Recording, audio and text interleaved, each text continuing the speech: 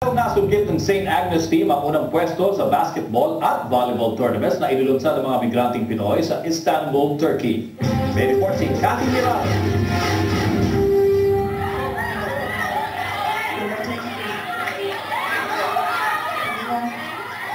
Binagtaan ng mga Pinoy mula pa sa iba't ibang bahagi ng Turkey ang kauna-unahang Ambassador's Cup na ginawat dito sa Istanbul. Ang Filipino Migrant Workers Basketball and Volleyball Tournament ay tinaguyod ng Ugnayan Services. Kampiyon sa basketball ang St. Agnes team na pinamunuan ni Nido Nisgal. Dinaig ng St. Agnes ang Jade Gladys team ni Roger Nicasio. Sa volleyball, kampiyon din ang St. Agnes matapos nitong daigin ang Union Ladies. Naging panauning pagdangal sa awarding si Ambassador Valerie Ginonga.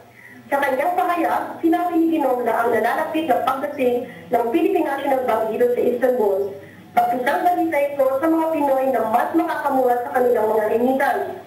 Ang pagdila ng Ugnayan Services ay sinuportahan ng Philippine National Bank Dubai sa pamumuno ni Amrosi Pilar Rasul. Tinanghal ng most valuable player si Michael Villanova.